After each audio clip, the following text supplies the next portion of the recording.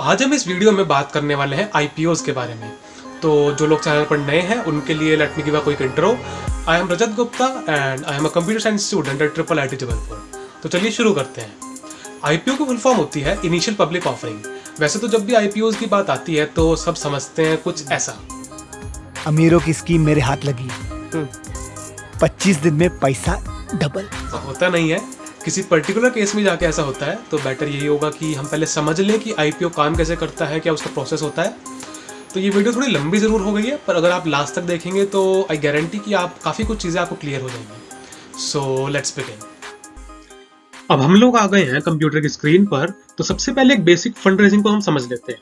देखो क्या होगा कि कोई भी अपना बिजनेस स्टार्ट करेगा तो जनरली स्टार्टिंग में एक फंडिंग चाहिए होती है इनिशियल।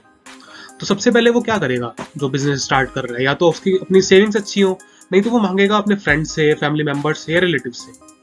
उसके बाद फिर जैसे उसका बिजनेस स्टार्ट हो गया, अब उसे बिजनेस को ग्रो करना है, तो कंपनी जो है वो कहाँ जाएगी पैसा लेने के लिए? वो जाएगी एंजल इन्वेस्टर्स के पास। एंजल इन्वेस्टर्स वो लोग होते हैं जो स्टार्टिंग में किसी कंपनी को सीड फंडिंग प्रोवाइड करते हैं उसकी ग्रोथ के लिए। अब यहाँ तक कंपनी ग्रो होने लगी है, अब उसे और पैसा चाहिए अपनी ग्रोथ के लिए, तो कंपनी जाएगी वीसीज के पास, यानी कि वेंचर कैपिटल फर्म्स के पास या फिर प्राइवेट इक्विटी फर्म्स के पास, और यहाँ से वो अपनी फंडिंग उठाएगी। तो ये कुछ स्टेजेस हैं फंडिंग की। पर इस सब के बाद क्या होगा कि एक ऐसी लिमिट आएगी या फिर एक ऐसा पीरियड आएगा जब कंपनी को और पैसा चाहिए। अब वो और पैसा प्राइवेटली नहीं मिल पा रहा है, या फिर जो वेंचर कैपिटल फर्म्स हैं उनसे जो फंडिंग मिली है वो सफिशिएंट नहीं है कंपनी की ग्रोथ के लिए। तो इस केस में कंपनी रिलीज करती है आईपीओ। तो आईपीओ होता है इनिशियल पब्लिक ऑफरिंग, जैसा अभी हमने डिस्कस किया था इनिशियली। तो इनिशियल पब्लिक ऑफरिंग का मतलब ये है कि कंपनी के पास जो अब तक शेयर्स थे वो या तो एंजल इन्वेस्टर्स के पास थे, या प्रोमोटर्स के पास थे, या फिर वीसी फर्म्स के पास थे। पब्लिक के पास अब तक जो जनरल इन्वेस्टर्स होते हैं उनके पास उसके कोई शेयर्स नहीं थे। तो जो आईपीओ होता है उसमें पहली बार जो पब्लिक होती है और रिटेल इन्वेस्टर्स होते हैं उन्हें शेयर्स इशू करे जाते हैं। तो सबसे पहले हम थोड़े बहुत बेनिफिट्स देखते हैं, क्या क्या बेनिफिट्स है आईपीओ के कंपनी के हिसाब से। तो पहले तो एक्सपेंशन ऑफ ग्रोथ ही है कि कंपनी के पास एक बड़ी अमाउंट आ जाती है तो वो कंपनी को एक्सपैंड करने में यूज कर सकती है और ग्रोथ के लिए। दूसरा है क्लियर डेब्ट्स। देखो होता क्या है कि कई बार कंपनी ने कोई ऐसा लोन लिया हुआ है, उसकी मैन्युफैक्चरिंग में कुछ मटेरियल चाहिए था जिसके लिए उसने लोन लिया, या फिर उसके कोई एक्सपेंसेस हैं जो ड्यू हैं, तो उन सबको भी क्लियर करने के लिए आईपीओ में जो अमाउंट मिली है वो यूजफुल हो सकती है। Okay, third thing is exit to existing investors. देखो अब जो कंपनी है उसमें काफी लोगों ने भी इन्वेस्ट कर रखा है पहले से, जैसे कि एंजल इन्वेस्टर्स हैं, प्राइवेट इक्विटी फर्म्स हैं, वेंचर कैपिटल फर्म्स हैं। तो उनमें से कोई ऐसा हो सकता है जो उस कंपनी से एग्जिट लेना चाहता हो। तो आईपीओ एक बहुत अच्छा मौका होता है इसके लिए।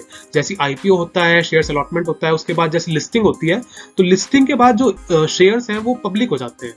तो जो वेंचर कैपिटल फर्म्स हैं वो अपने शेयर्स सेल आउट करके पोजीशन क्लियर कर सकती हैं। तो ये एग्जिस्टिंग इन्वेस्टर्स के लिए काफी ज्यादा फायदेमंद होता है जो कंपनी से एग्जिट लेना चाहती है। अच्छा, दूसरा अब हम थोड़ा प्रोसेस ऑफ आईपीओ समझते हैं कि आईपीओ काम कैसे करता है एक रिटेल इन्वेस्टर के हिसाब से। रिटेल इन्वेस्टर मतलब जैसे हम जैसे इन्वेस्टर्स, एक होता है institutional investors, non institutional investors, बहुत तरह के इन्वेस्टर्स होते हैं। रिटेल इन्वेस्टर्स होते हैं हम जैसे लोग जो सिर्फ अकेले के दम पर जो ट्रेड करते हैं अपने अकाउंट से। तो देखो होता क्या है, जो भी आप प्लेटफॉर्म यूज करते हो, जो भी आप डीमैट अकाउंट यूज करते हो, लाइक जीरोधा का, मैं जीरोधा का यूज करता हूँ, तो वहां पे जाके आप बिडिंग करते हो, आप उस आईपीओ के लिए जाके बिड करते हो। फिर बिडिंग के 2 या 3 दिन बाद जाके शेयर्स का अलॉटमेंट होता है। जो कंपनी होती है वो शेयर्स को अलॉट करती है इन्वेस्टर्स में, या फिर जो भी मतलब बिडर्स हैं जिन्होंने बिडिंग करी है उनमें वो शेयर्स को अलॉट करती है। और उसके 1 या 2 दिन बाद जाकर फाइनली जो कंपनी है वो शेयर मार्केट में जाकर लिस्ट होती है। तो ये थी लिस्टिंग। और अब थोड़ा समझ लेते हैं कि प्राइसिंग कैसे होती है और ये सब एक्चुअली काम कैसे करता है और इन्वेस्ट करते कैसे। तो देखो, मान लो कोई इन्वेस्टमेंट बैंक है, उसने कंपनी की ओवरऑल वैल्यू लगाई है 10,000 करोड़ रुपीज, और कंपनी कहती है कि हमें 30% शेयर्स डाइल्यूट करने हैं। थोड़ा सा पहले डाइल्यूशन समझ लेते हैं। अगर कोई कंपनी कहती है कि हमें 30% शेयर्स डाइल्यूट करने हैं, इसका मतलब ये है कि 70% तो अब भी प्रमोटर्स के पास है, या फिर जो वेंचर कैपिटल फर्म्स है उनके पास है, या फिर एंजल इन्वेस्टर्स के पास है। अब जो ये 30% शेयर्स हैं वो डाइल्यूट करके पब्लिक को ऑफर किए जा रहे हैं। तो देखो 30% कितना होता है 10,000 का, होता है 3,000। तो इशू साइज कितना हो गया 3,000 करोड़ का, यानी कि 3,000 करोड़ के जो शेयर्स हैं वो पब्लिक को इशू करे जा रहे हैं। अगर एक शेयर का प्राइस 100 रुपीज है तो टोटल नंबर ऑफ शेयर जो इशू होंगे वो कितने होंगे 30 करोड़ रुपीज। देखो एक इंपॉर्टेंट चीज होती है प्राइस बैंड। जो जनरली आईपीओ इशू होते हैं या रिलीज होते हैं, उनमें ये काफी इंपॉर्टेंट चीज होती है, वो होती है प्राइस बैंड। प्राइस बैंड में क्या होता है कि जो आईपीओ रिलीज करा जाता है वो किसी फिक्स प्राइस पे नहीं किया जाता है, लाइक 100 रुपीज। मैं समझाता हूँ प्रॉब्लम का। यहाँ पे एक प्रॉब्लम है। वो प्रॉब्लम ये है कि अगर आप एक आईपीओ को रिलीज करते हो एक फिक्स प्राइस पे, लाइक 100 रुपीज, तो आप दूसरे को ये कहना चाह रहे हो कि अगर आपको 100 पे लेना है तो लो, नहीं तो मत लो।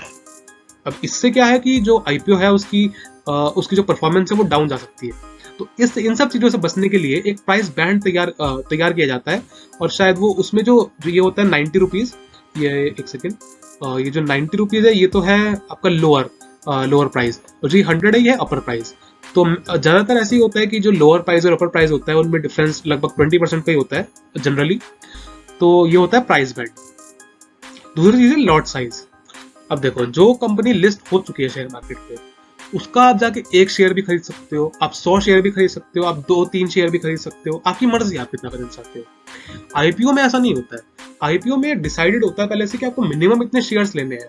लाइक अगर किसी कंपनी का, किसी आईपीओ का लॉट साइज 150 शेयर्स है, तो इसका मतलब ये होगा कि आपको मिनिमम 150 शेयर्स खरीदने पड़ेंगे।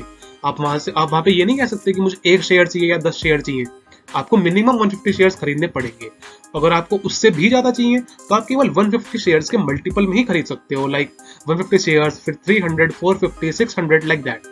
आप यहाँ पे ऐसे नहीं कह सकते कि मेरी मर्जी के मुताबिक मुझे शेयर्स दो, मुझे इतने शेयर्स चाहिए, मुझे 50 शेयर्स चाहिए, तो ऐसे नहीं मिलते हैं इसमें। तो आईपीओ में एक इंपॉर्टेंट पॉइंट होता है जो होता है लॉट साइज। तो अब थोड़ा सा हम इन्वेस्टमेंट में देख लेते हैं कि मिनिमम इन्वेस्टमेंट कितनी आई इन वैल्यूज के हिसाब से। देखो, जो मिनिमम इन्वेस्टमेंट होती है वो हमेशा अपर प्राइस के हिसाब से निकाली जाती है। तो यहाँ पे अपर प्राइस कितना है, 100 रुपीज, और मिनिमम शेयर्स जो आपको खरीदने पड़ेंगे वो है 150 रुपीज। तो यहाँ पे जो मिनिमम इन्वेस्टमेंट आई वो कितनी आई, 15,000 रुपीज की। यानी कि आपको एटलीस्ट 15,000 रुपीज देने पड़ेंगे एक लॉट को खरीदने के लिए। और अगर आपको ज्यादा चाहिए तो 15,000 रुपीज के मल्टीपल में जाके आप शेयर खरीद सकते हो। लाइक 15,000 का एक लॉट है तो 30,000 के 2 लॉट होगा, इस तरह से। So these were some basics of IPO। अब कई बार क्या होता है कि कोई IPO ओवर सब्सक्राइब भी हो जाता है। मान लीजिए कि एक कंपनी ने 1 करोड़ शेयर्स इशू करे हैं IPO के लिए, बट जो बिडिंग हुई है वो एक्चुअली 3 करोड़ शेयर्स के लिए हो गई है। तो फिर ऐसे में हम बोलते हैं कि जो IPO है वो 3 टाइम्स ओवर सब्सक्राइब हो गया है। नेक्स्ट थिंग इज कि अब IPO में इन्वेस्ट करें कैसे। तो इसके लिए आपको कुछ स्पेशल करने की जरूरत नहीं है, बस आपके पास एक डीमैट अकाउंट होना चाहिए। अगर आप पहले से इक्विटी में ट्रेड करते हैं या शेयर्स में इन्वेस्ट करते हैं तो आपके पास पहले से एक डीमैट अकाउंट होगा। बट अगर आपके पास कोई डीमैट अकाउंट नहीं है तो मैं उसका जो लिंक है वो डिस्क्रिप्शन बॉक्स में डाल दूंगा। तो मैं पर्सनली ज़ोधा यूज़ करता हूँ, तो उसका ही लिंक मैंने डिस्क्रिप्शन बॉक्स में दिया है। तो आप उस लिंक के थ्रू जाकर आप साइन अप कर सकते हैं और आपका सिंपली एक डीमैट अकाउंट ओपन हो जाएगा। और अगर आप बिटकॉइन वगैरह में इंटरेस्टेड हैं तो मैंने उसके ऊपर भी वीडियो बनाई हुई है, उसका भी लिंक मैं डिस्क्रिप्शन बॉक्स में दे दूंगा। अभी 2021 में काफ़ी सारे IPOs आ रहे हैं, कुछ जा चुके हैं, कुछ आ भी रहे हैं अभी, और आपको इनकी पूरी डिटेल इंटरनेट पर मिल जाएगी with the full list of IPOs। और अगर अभी तक आपने डीमैट अकाउंट ओपन नहीं किया है तो जस्ट ओपन इट, वहाँ पर भी आपको सभी अपकमिंग IPOs के बारे में सब डिटेल्स मिल जाएंगी। And this video was not about any financial advice, this was just a knowledge based video. So I hope I covered everything. और हाँ, एक बात और कहनी है, वो है ये, लाइक और शेयर ठोक दीजिए महाकाल का, दबाकर लाइक और शेयर ठोक दीजिए।